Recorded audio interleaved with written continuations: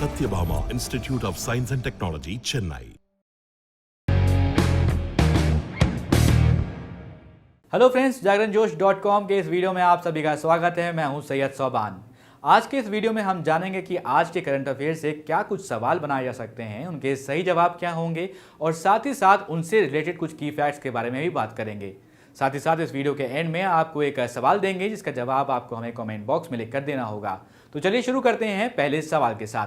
निम्नलिखित में से किस राज्य में भयानक जंगल की आग लगी है? इसका सही जवाब ऑप्शन बी मिजोरम है। और आपको बता दें दोस्तों कि मुख्यमंत्री जो मिजोरम के हैं जोरमथांगा ने 25 अप्रैल 2021 को ट्वीट करके इस बारे में जानकारी दी थी कि राज्य के विभिन्न हिस्सों में कई वाइल्ड फायर्स ने कई बस्तियों को काफ़ी नुकसान पहुंचाया है। और उन्होंने ये भी बताया था कि फ़िलहाल किसी के हताहत होने की सूचना नहीं मिली है।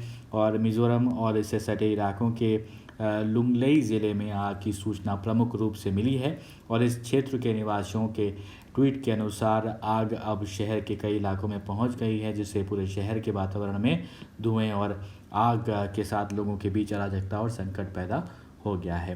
पढ़ते हैं अगले सवाल की तरफ। सवाल है कि इस राष्ट्र ने भारत के लिए कोविड-19 वैक्सीन के लिए कच्चे माल पर निर्यात जो प्रतिबंध लगाया गया था उसको हटा दिया गया है। तो इसका सही जवाब है United States, option B US.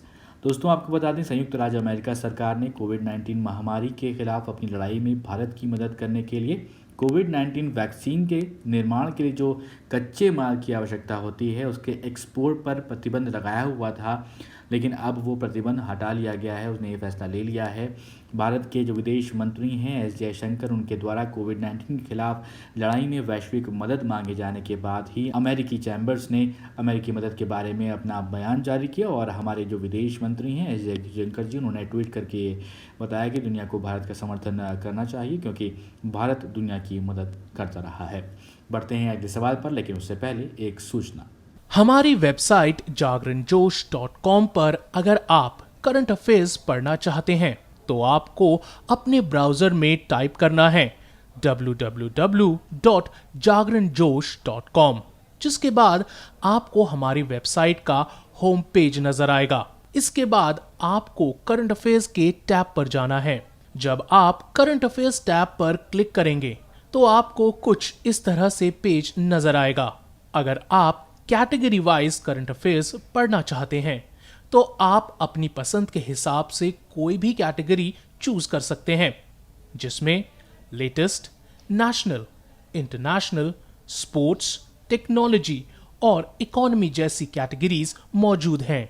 अगला सवाल है दोस्तों कि सर्वश्रेष्ठ निर्देशक के लिए ऑस्कर जीतने वाली पहली अश्वेत महिला कौन बन गई हैं? इसका सही जवाब ऑप्शन सी क्लो झाओ। दोस्तों आपको बता दें कि 25 अप्रैल 2021 को 93 जो है वार्षिक अकादमी अवार्ड्स में फिल्म नोमैडलैंड के लिए क्लो झाओ ने सर्वश्रेष्ठ निर्देशक का ऑस्कर अवार्ड जीता है।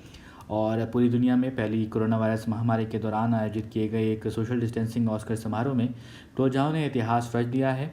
वे 11 साल के बाद इस पुरस्कार को जीतने वाली पहली अश्वेत महिला, पहली चीनी महिला और ये अवार्ड जीतने वाली दूसरी महिला बन गई हैं।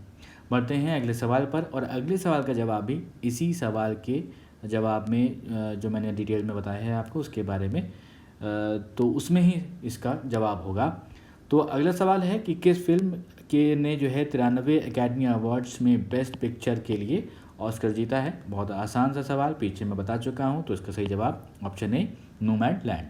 तो नोमैडलैंड ने 93rd अकेडमी अवार्ड में बेस्ट पिक्चर के लिए ऑस्कर अवार्ड जीता है। फ्रांसीसी मैक्डोरमैंड ने नोमैडलैंड में प्रदर्शन के लिए सर्वश्रेष्ठ अभिनेत्री और ऑस्कर भी जीता है, जबकि एंथनी हॉपकिंस ने द फादर में अपने प्रदर्शन के लिए सर्वश्रेष्ठ अभिनेता का सम्मान जीता है। इसी तरह से डैनियल कलुआया और जूडस और डार्क मसीहा के लिए सर्वश्रेष्ठ सहायक अभिनेता का पुरस्कार भी उन्होंने जीता है। और इस 32 वर्षीय ब्रिटिश अभिनेता की जीत की पहले से ही उम्मीद जताई जा रही थी। और अब बढ़ते हैं दोस्तों अगले सवाल की तरफ। सवाल है कि एक प्रमुख भूमिका में सर्वश्रेष्ठ अभिनेता का ऑस्कर अवार्ड किसने जीता है? तो उसका सही जवाब ऑप्शन ए एंथनी हॉपकिंस। तो एंथनी हॉपकिंस ने द फादर में अपने प्रदर्शन के लिए सर्वश्रेष्ठ अभिनेता का सम्मान जीता और हॉपकिंस ने इससे पहले The Silence of the Lambs में अपने प्रदर्शन के लिए ऑस्कर पुरस्कार जीता था। फिलिप एंथनी हॉपकिंस का जन्म साल 1937 में यूके में हुआ था। वे एक प्रसिद्ध संगीतकार, निर्देशक और ऑस्कर के तौर पर अपनी विशेष पहचान कायम कर चुके हैं और अपने 80 के दशक तक जो है उन्होंने कई भूमिकाओं में महत्वपूर्ण किरदार निभाया था और फिल्मों में उन्होंने 200 से अधिक किरदार निभाए थे। इसी तरह वर्ष 1972 में उन्होंने लियो टॉल्स्टॉय द्वारा वॉर एंड पीस के ब्रिटिश फिल्म रूपांतरण में भाग लिया था, जहां उन्होंने बेजुखोव की भूमिका निभाई थी और इसके लिए उन्हें अपना पहला पुरस्कार मिला था। बढ़ते हैं अगले सवाल की तरफ। सवाल है कि भारत में पीएम केयर्स फंड का उपयोग करके कितने ऑक्सीजन उत्पादन संयंत्र स्थापित किए जाएंगे? इसका सही जवाब ऑप्शन ए 551। तो दोस्तों आपको बता दें, प्रधानमंत्री कार्यालय ने 25 अप्रैल 2021 को ये सूचित किया कि पूरे भारत में सार्वजनिक स्वास्थ्य सुविधाओं को बढ़ावा देने के लिए 551 समर्पित pressure swing absorption PSA medical oxygen generation प्लांटों की स्थापना के लिए पीएम केयर्स फंड से धन के आवंटन की स्वीकृति दी गई है। जिला मुख्यालय के सरकारी अस्पतालों में ये ऑक्सीजन जनरेशन प्लांट स्थापित करने का उद्देश्य सार्वजनिक स्वास्थ्य प्रणाली को मजबूत करने के साथ साथ ये सुनिश्चित करना है कि इनमें से प्रत्येक अस्पताल में कैप्टिव ऑक्सीजन जनरेशन की सुविधा अब उपलब्ध कराई जा सके और ये in house captive oxygen generation सुविधा इन सभी जिला अस्पतालों की रोज़मर्रा की मेडिकल ऑक्सीजन ज़रूरतों को पूरा करने में मददगार साबित होगी। इसके साथ साथ आपको ये भी बता दें कि क्रिकेट जगत से भी बहुत सारी खबर आ रही हैं, जहां पर पैट कमिंस एक खिलाड़ी हैं जो कि अभी IPL में खेल रहे हैं। उन्होंने भी पीएम केयर्स फंड में जो है डोनेशन दिया है और स्पेसिफिकली जो उन्होंने देखे हैं हालात ऑक्सीजन के भारत में, जिस तरह से लोगों को ऑक्सीजन की कमी महसूस हो रही है, लोग पीड़ित हैं, उनको ऑक्सीजन सिलेंडर भरने के लिए ऑक्सीजन नहीं मिल रही है, वो पूर्ति नहीं कर पा रही है, चाहे वो केंद्र सरकार हो चाहे वो राज्य सरकार हो, कोई भी सरकारें नहीं कर पा रही हैं, बल्कि अपनी कोशिश ज़रूर सारी सरकारें कर रही हैं, लेकिन वो कोशिश जो है कई हद तक नहीं पूरी हो पा रही है। तो एक छोटी सी कोशिश ऑस्ट्रेलिया की इस खिलाड़ी ने भी की है, पैट कमिंस ने, जिसने $50,000 का डोनेशन दिया है पीएम केयर्स फंड में स्पेसिफिकली ऑक्सीजन के लिए। बढ़ते हैं अगले सवाल की तरफ। अगला सवाल यह है कि भारत सरकार ने गैर चिकित्सा उद्देश्यों के लिए तरल ऑक्सीजन का उपयोग किस तारीख से बंद कर दिया है? इसका सही जवाब ऑप्शन है 25 अप्रैल 2021।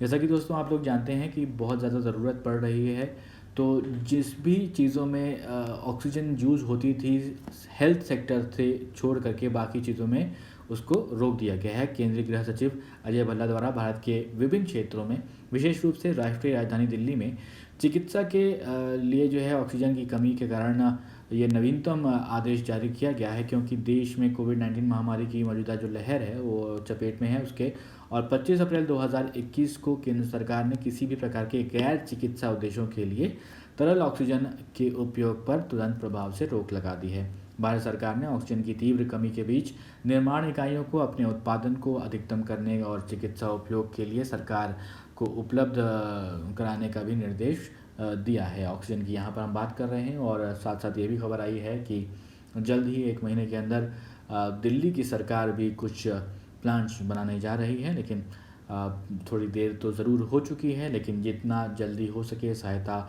सरकारें दे पाएँ, क्योंकि यहाँ के जो लोग हैं, भारत के जो लोग हैं, वो काफ़ी ज़्यादा प्रभावित हैं और ये हम सभी देख रहे हैं। इसलिए आप भी जहाँ पर भी रहें सुरक्षित ज़रूर रहें। बढ़ते हैं उस सवाल की तरफ जिसका जवाब हमने आपसे पिछले वीडियो में पूछा था। किस देश के पर्यटन मंत्रालय ने हाल ही में अपने बसे हुए द्वीपों पर भारतीय पर्यटकों के रुकने पर रोक लगा दी है? इसका सही जवाब मालदीव ऑप्शन है। आप में से बहुत सारे दोस्तों ने सही जवाब दिया है।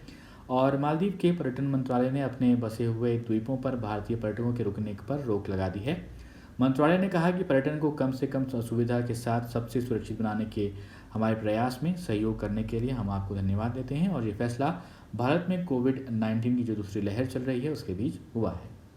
अब एक सवाल आपके लिए जिसका जवाब आपको हमें कमेंट बॉक्स में लिख कर देना है।